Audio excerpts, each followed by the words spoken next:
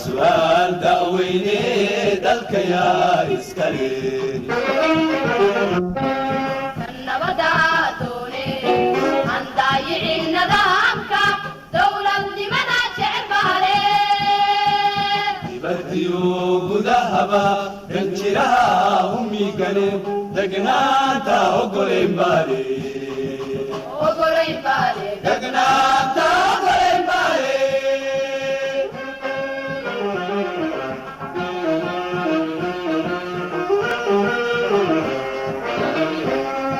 النبضة دوني عن ضايع النظامك دولة لمدى شعر بالي بديو قدهبا دنجرها أمي قلب دقناتا وقلين بالي وقرين بالي دقناتا وقلين بالي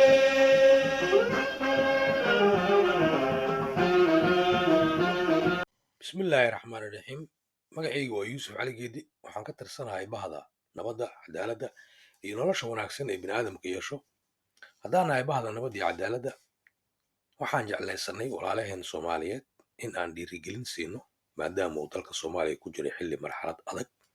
oo mas-uuliyad kala wareejis ah lagana yaabo inay dhacaan musuqmaasuqyo badan iyo dhibaatooyin sababo khatar badan marka waxaan idinku dhiirigelinaynaa walaalayaal waxa ugu fiican ee laydinkaga baahan yahay inaad ku sifoodiin si aad uga hortagtiin dhibaatadaas laga yaabo inay dhacdo ilaahay hanaga korsho asaa weyn oo waaxidee aamiin aamiin marka walaalayaal waxaa laydinka rabaa si uu cadowga idinkugu danaysanin idiinna kala qaybin danihiisana idinkugu fushan in aad ku sifoodiin 3 arrin oo idiin horseedayo in aad ka guulaysatiin cadaawadda cadowga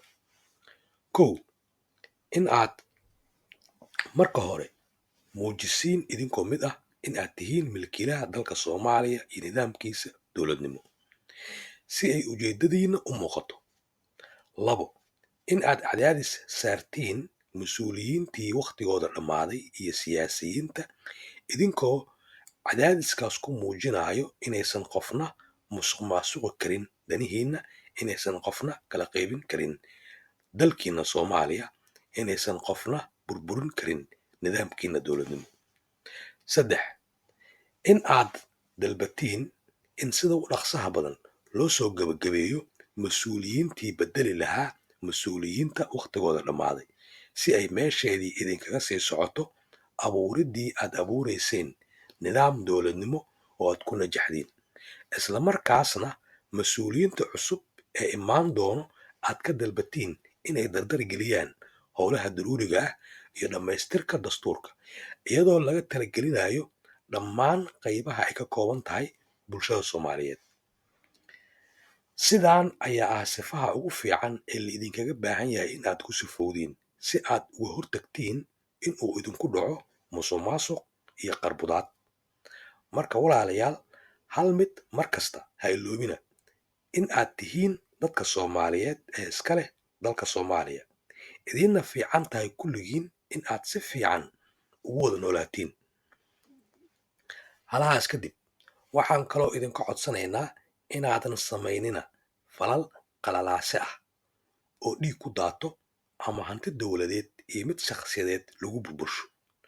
waxaa jiro fursado badan oo looga hortagi karo musuqmaasuqa iyo qaladaadka khatartooda islamarkaasna horseedi karo in uu muuqdo iftiinka nolosha wanaagsan ee biniaadamka yeesho wabilaahi towfiiq waxaan ilaahay idinkaga rajaynaynaa kuwo aysan khatar ku dhicin inaad noqotiin iyo kuwo khatar sameeyo